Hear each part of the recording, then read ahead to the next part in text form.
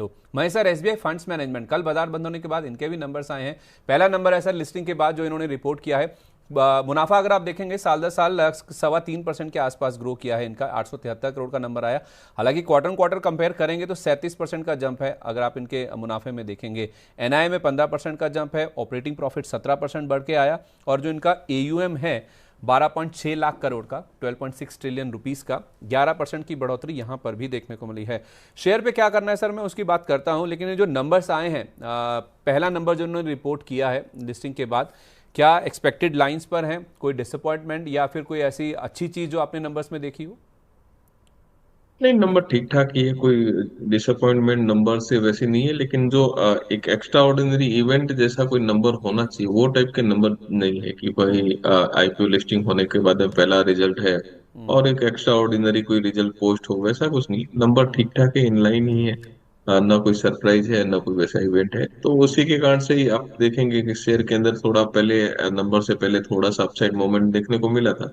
Number में कुछ आया नहीं तो थोड़ी सी वापस से प्रॉफिट बुकिंग देखने को मिली। काउंटर न्यूट्रल व्यू यहाँ पे अभी बना हुआ है। ओके, ठीक है। आपकी राय अरुण सर, क्योंकि मैं इसका स्टॉक का बिहेवियर देख रहा था, इनके इक्विटी एयूएम देखेंगे वो भी बढ़कर आए हैं 10%, पैसिव एयूएम में भी 12% की ग्रोथ है।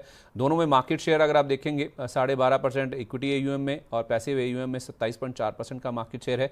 तो मार्केट लीडर हैं ये, इसको लेकर कोई दो राय नहीं है। ये सबसे बड़ा फंड हाउस है इंडिया का। लेकिन सर दिक्कत है इसके परफॉर्मेंस में, स्टॉक के प्राइस को लेकर।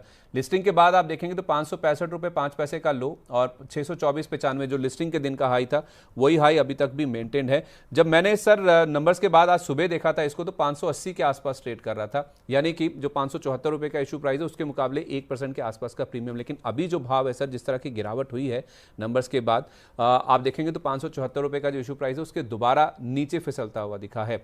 अब राय क्या होनी चाहिए सर, जिन्होंने आईपीओ में पैसा नहीं लगाया या फिर जिनको अलॉटमेंट नहीं मिला, क्या उनके लिए अच्छा मौका है? इस स्टॉक को अप्रोच कैसे करना चाहिए आपके हिसाब से?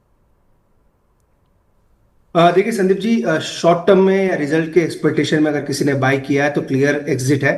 शॉर्ट टर्म में तो मुझे नहीं लग रहा है आपको कोई तेजी दिखाएगा। तो शॉर्ट टर्म ट्रेडर्स जिन्होंने कल परसों या रिजल्ट्स के पहले कुछ फायरवर्क्स एक्सपेक्ट करके अगर लिया था तो क्लियर एग्जिट है संदीप जी, उसमें कोई दो राय नहीं, एग्जिट करना चाहिए। लॉन्ग टर्म में मुझे लग रहा है संदीप जी, एसबीआई फंड जो है वो ज्यादा पैसिव फंड्स इनके पास है। पैसिव का मेरा मतलब है निफ्टी, जो निफ्टी या बैंक निफ्टी के जो ईटीएफ फंड्स होते हैं वो ऐसे फंड्स, पैसिव फंड्स का ज्यादा पोर्टफोलियो है।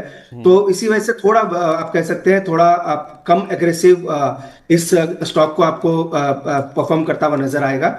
तो शॉर्ट टर्म ट्रेडर्स के लिए संदीप जी क्लियर एग्जिट है, और लॉन्ग टर्म ट्रेडर्स के लिए कोई बड़ा पैसा मीडियम टर्म में या कुछ दिनों में नहीं बनेगा, ये भी आपको ध्यान रख के चलना है। पहले तो फ्री की लिस्टिंग हुई, काफी लोगों के पोर्टफोलियो में आ चुका है।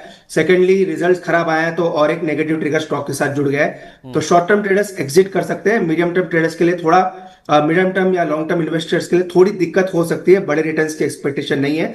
पर लॉन्ग टर्म इन्वेस्टर्स के लिए एग्जिट की भी सलाह नहीं है, क्योंकि पेडिग्री अच्छी है, सेक्टर अच्छा है। तो लॉन्ग टर्म इन्वेस्टर जरूर जरूर बने रह सकते हैं। पर जो शॉर्ट टर्म 15 दिन, 1 महीने या 1.5 महीने के लिए जिन्होंने बाय किया है, उनके लिए मुझे नहीं लग रहा कोई बड़ा ट्रिगर रहेगा। वहां पे क्लियर एग्जिट की सलाह है।